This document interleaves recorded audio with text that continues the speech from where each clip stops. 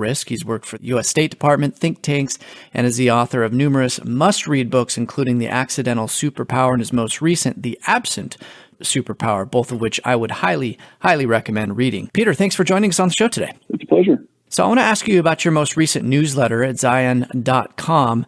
You discuss why Huawei is so important to China, particularly when it comes to surveillance. Do you mind explaining the backstory here, especially how it starts off with the Five Eyes Intelligence Alliance? Sure. At the dawn of the telecommunications era, also kind of matched up with the early Cold War years.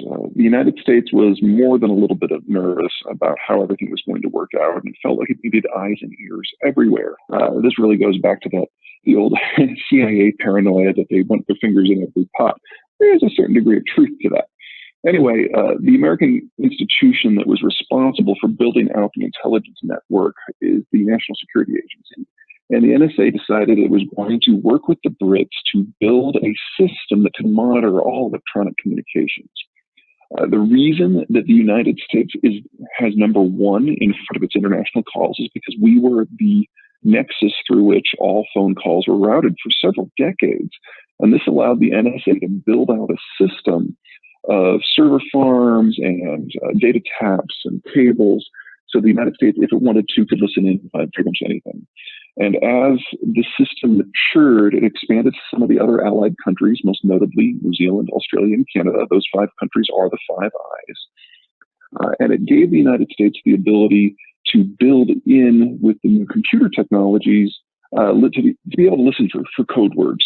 Now, this system may have kind of given a cursory listen to absolutely everything, but well less than 1/100th of 1% of the conversations and the data were ever stored, much less had human eyes on them. It was basically the joke that when you're on the phone call, you shouldn't say the word bomb. This is kind of where that thing came from.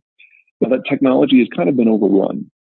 Probably the easiest way to explain it is the post-Cold War economic boom, which took features of the global order and made them really go deep into places that hadn't had them before. Everything from the breakneck technological advancement and infrastructure improvement in Eastern Europe to Russia to China to South America to Africa, all of it has meant that the United States is no longer the single node through which all information flows. So while these tools still exist and they are still important to American technology and American intelligence gathering, they're no longer the end-all be-all that some people once thought they were. So critical, yes, but all-knowing, absolutely not.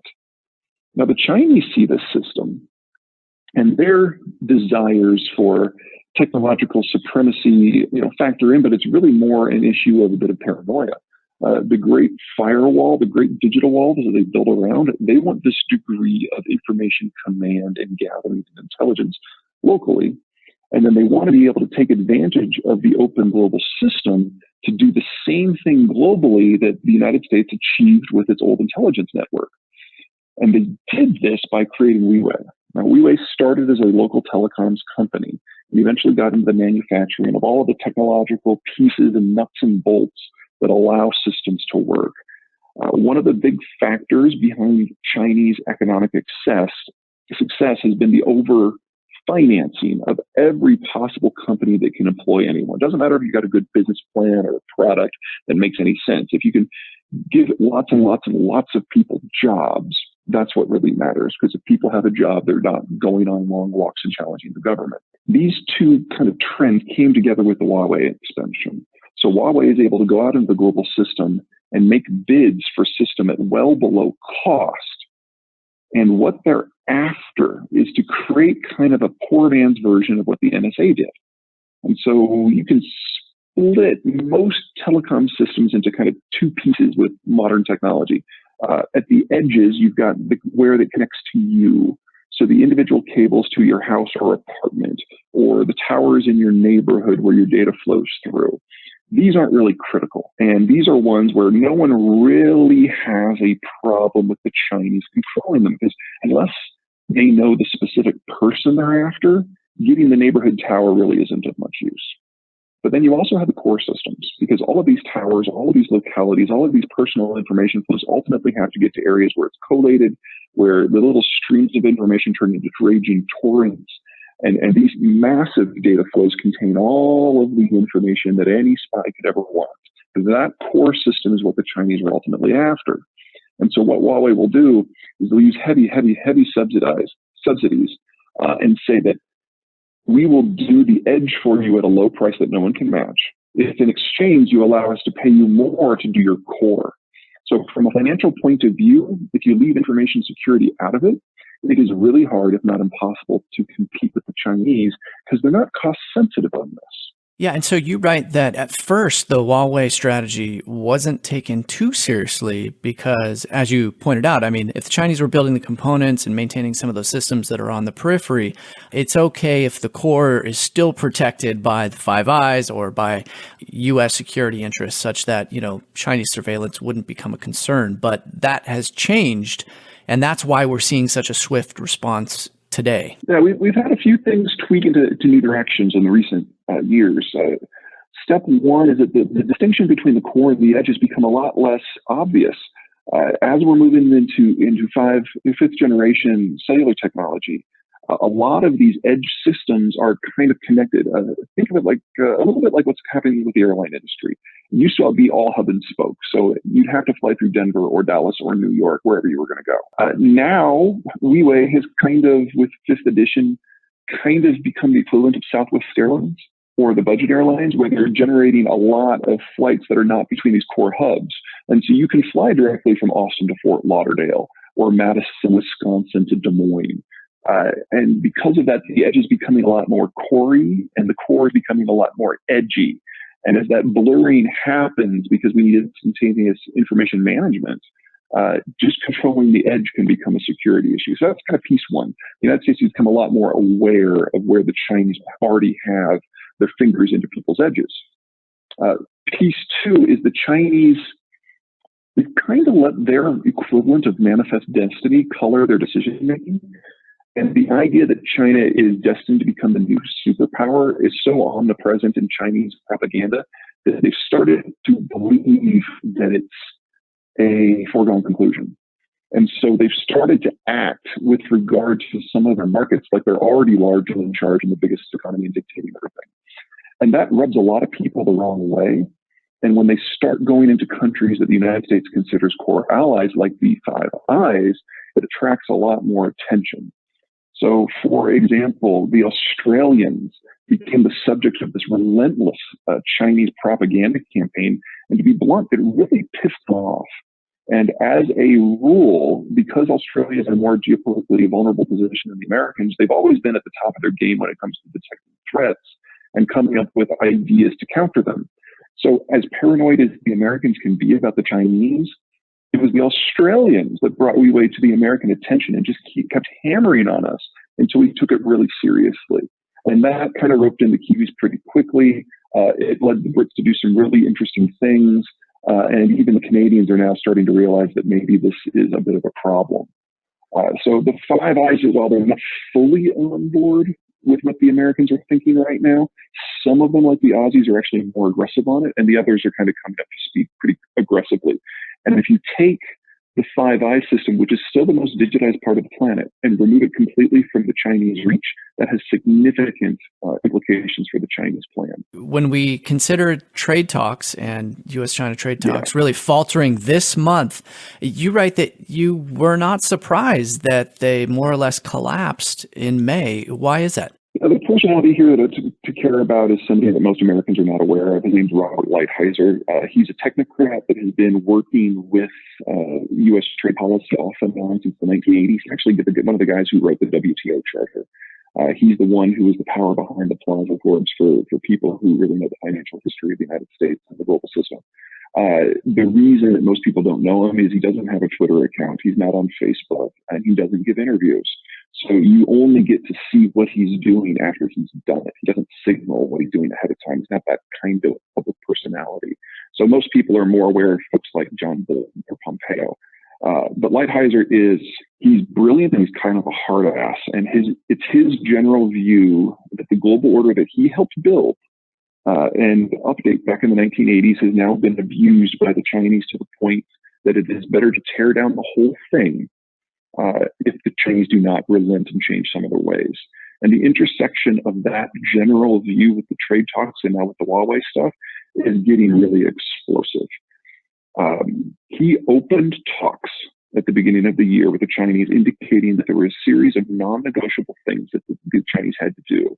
They had to stop their hyper subsidization program. They had to stop cyber theft. They had to stop naval interdiction in the East China and the South China Sea. They had to cease all restrictions on American firms getting in to access the Chinese market. Now, these are all big steps for any country, but to just give you an idea of how extreme this would be if it was actually done, the Chinese hyper-subsidization program, most Americans look at that from the point of view of the impact that it has on manufacturers trade. It's arguable that very little of the Chinese economy would be economically viable globally without this ultra-cheap credit. Basically, you can get a bottomless supply of 0% interest loans in order to build whatever you want. And in that sort of environment, it's hard for everyone to compete with the Chinese. But if the Chinese abide by more Western-style capital access, like in the United States, where if you can't make a loan payment, you go into foreclosure and actually lose your investment, that doesn't happen in China. The Chinese had to do that. A lot of this stuff would liquefy quickly. And the sector that they have that is most vulnerable to this is agriculture. I would guess that less than a quarter of Chinese agriculture is actually economically viable. And if you talk about the complete implosion of that sector, China then becomes writ large dependent on the rest of the world, most notably the United States, for its food. So the demands that Lighthizer made on day one that he made very clear were non-negotiable are talking about nothing less than the end of the way that the Chinese manage their economy and society. That's a big ask. Yeah. And that wasn't an ask. It was a flat out demand. But the Chinese know that there's nothing about their global presence that can happen without not just American involvement, but actual American empowerment. The Chinese system is dependent upon the imports of raw materials and the export of finished goods. That means without global freedom of the seas that is guaranteed by the United States, China reverts to being a third world country or something lower. How do you start those talks? How do you sell that when you spent the last 5 years as President Xi consolidating all power to your person? Because everything now you get credit for or you are at fault for. And so the Chinese really are kind of skating the edge of what is possible just by talking to the United States right now. And with someone like Lighthizer, it's a hammer every single day. And so when the Chinese tried to step back from some of the commitments they made to Lighthizer, he took it a little personal. And he went to Trump. He said, look, the Chinese have flat out lied to us. They're attempting to renege on everything that they've promised you. I think we need to hit them in the head with a few 2x4s to stamp it out of it. So step one, those tariffs that you already had in the system that you have unilaterally deferred since March 1, I say we go ahead and slap those in next Friday. Done. Step two, let's destroy Huawei as a company by denying them the sort of technological access to the American market that is required for them to build all their equipment. Done. Step three, let's double the tariffs again and have those ready to go in by the end of June. That is now in play. If I had to guess, step four is going to involve something with Iran sanctions, because we know that the Chinese state companies are already smuggling crude out of the Persian Gulf in violation of what the United States considers sanctions. So you up that up, you go ahead and finish the extradition of the CFO that's in Canada right now. You bring her in, put her in prison. And in addition, you tell these Chinese state-owned companies that they've lost access to the dollar market. But all of a sudden, they can't import crude from anywhere. The tools that are being brought are just stepping up in severity day after day after day. And it's going to continue until either Lighthizer gets its way or the Chinese cave. So it's quite amazing that the Chinese even engaged in the talks in the first part, because like you point out, I mean, they were laid out a series of non-negotiable demands. So even them participating in the talks showed just that they were coming probably from a much weaker point. Yeah, and if you want to get really scary about this, the Chinese hope, plea, pray, whatever you want to call it, is that they can outlast Trump, and they're just playing for time. It's been their view in the past that if they can just give a few token concessions and just wait for the next president, the United States is always juggling 1,000 different things, and China's only one of those things. Well, two things have changed there. Number one, as the United States steps back from the global system writ large, it's caring about a lot fewer things. We really don't care about Bosnia anymore. We really don't care about sub-Saharan Africa. We're stopping caring about Southeast Asia. We're even kind of edging out of Europe. And so China, instead of one of 1,000 things, it's one of 12 things. So there's a lot more attention to pay. Second, the American political evolution is going in a much more populist direction, whether it's on the left or the right. And if you look at what's happening in domestic media over the last month, the people who are criticizing Trump for his actions on China in the last month aren't criticizing him for being too harsh, but for being too soft. Trump has now become the dove as regards China relations. And if the Chinese think that they can wait for the next person and they're dealing with someone like Ted Cruz or Elizabeth Warren, holy crap, there's going to be nowhere they can hide. This is as good as it's going to get from their point of view. And if they can't deal with Trump and Lighthizer in the current environment, it is only going to get worse. Now, the Koreans, the Mexicans, the Canadians, and the Japanese have figured that out. And the Brits are up next. But wow. The Chinese are at present believing their own propaganda that their rise is inevitable. And that's probably the greatest falsehood out in the international system right now. One of the things that most people forget is that the entire modern world, the entire thing that allows global shipments to happen, whether it's of energy or microchips, is a byproduct of what the Americans did at the end of World War II. We basically created the global order, made the ocean safe for everyone in order to bribe everyone to be on our side versus the Soviets, which meant that the United States deliberately took a series of economic hits to pay for everyone else to be on our side. It was a great plan. It worked beautifully and eventually defeated the Soviet Union. But rather than reforming that system after 1989, we just kind of let it ride. And we kept paying to make this global system possible, but we stopped asking for anything in return. And it's that environment which allowed China to rise. The entirety of the Chinese rise is since 1979, with well over 90% of it since the end of the Cold War. So the Chinese have become wealthy and powerful in this most abnormal of periods that was always never more than a transition. And now the Americans are stepping back from everything. But the Americans' economy is domestically held and never internationalized. The American military is still more powerful than everybody else in the world put together on the high seas. So no one can even pretend to replace the United States as the global power, which means that no one can maintain the global order, which means that no one can maintain global commerce. To speak of Chinese specifically, on paper, they have the same number of ships as the United States. But while as all American ships have global reach, only 30 of China's ships can operate more than 1,000 miles from shore. And it's laughable to think that China can maintain an East Asian supply system, much less a global network. They have to have the Americans actively aiding and abetting the Chinese economy for it to survive in its current form. And that's just not even on the table anymore unless they do everything Lighthizer way. And that's a very different China. One other thing that you point out that I think is really interesting and something that probably people don't realize is that the U.S. has now become really the lowest cost producer due to the cheapness of natural gas via shale production. And we're at the same time the most technologically advanced economy in the world. So we have replaced China's massive benefit that they had over us, the success that they had over us in terms of manufacturing production, cost of energy, all the wage differentials. Those have now been basically removed or reversed now. And I mean, shale is a story that plays a huge role in this. The short version is yes, I agree. The longer version is it's really complicated. It really depends upon which sector you're looking at. So in terms of automotive, yeah, we're there. The United States is the lowest cost producer. A lot of the waste natural gas that the shale industry produces is now being absorbed into the petrochemical sector.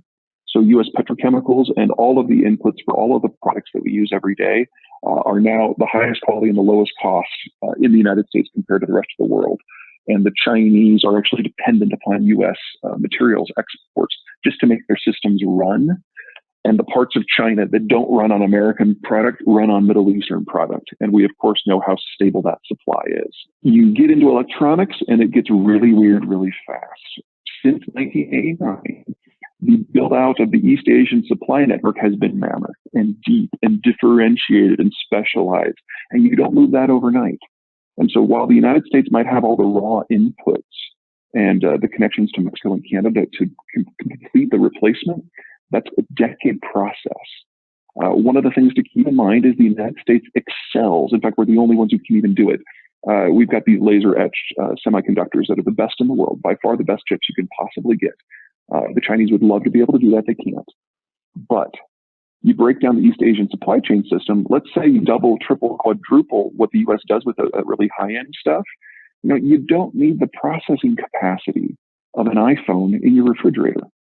And so that medium and that lower-end tech stuff, it will take time to build out the replacement networks in the United States and Mexico. And right now, Mexico just doesn't have the precision capability and the labor force to do it. They'll get there. You will get cities and states that will specialize in electronics like they currently specialize in aviation and in automotive, but it doesn't happen overnight. So you got to get this three-piece process with part one, the Americans trying really high end and the Mexicans trying to build out the middle. Piece two is the United States demanding that countries in East Asia switch wholesale from China to the United States, just cut off their Chinese connections. In that, Taiwan has already signaled that they will go that direction, and they've started. Taiwan will probably follow before long. Korea and the Southeast Asians are desperate to not make a decision on this. But with every country that flips, it becomes easier for the others to follow. So I would watch Thailand very carefully, because that's where most of the wafers are cut. And once that switches over, it's going to be really easy for Malaysia and Vietnam to follow. And then the third piece will be China, which will try to make it a wholly domestic industry, but it'll be a domestic industry that can't tap into external technology sources, and that can't tap into external markets in the same way that it has. And every time throughout Chinese history, thousands of years of Chinese history, that they've tried to go into the autarkic model, it's led to economic collapse and political stagnation. They'd rather not do that. They're not going to have much of a choice unless they do everything Lighthizer says.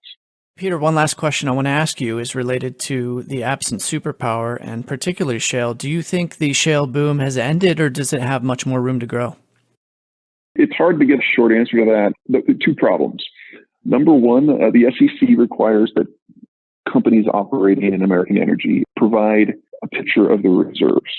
However, Wall Street says that if you have more than 30 years of reserves and you're not producing them fast enough and efficiently enough, so every American company has exactly 30 years of oil reserves. Now, they've got a secondary book that has the real data, so we don't know what it is, but we know we got bare minimum 30 years, and at the rate the technology is improving, I'd be very surprised if it's not at least 3 times that with current data. Wow. That assumes no new finds. And that assumes we don't take the technology that we've developed for the Permian and in fact apply it to some of the older fields, which we will. So if this country decides to move beyond oil, it won't be because of price. It will be because of choice. In natural gas, it's even more. We know we have over a century, I guess 140 years of reserves at current production levels. We've just stopped looking for natural gas there so much. So it's not an issue of volume, and it's not an issue of accessibility, and it's not an issue of technology, and it's not an issue of cost. So from all those measures, we're good. Now, if you're green, this might be a little depressing, but I would argue that until we figure out the energy storage issue, moving into mass solar and wind in most locations is a little premature, but we'll get there. Peter, would you mind giving a plug for your most recent book, The Absent Superpower, and where people can follow more of your work? Sure. The projects I've got out so far, the first one is The Accidental Superpower. It's about the shape of the world, how we got to where we are and where we're moving.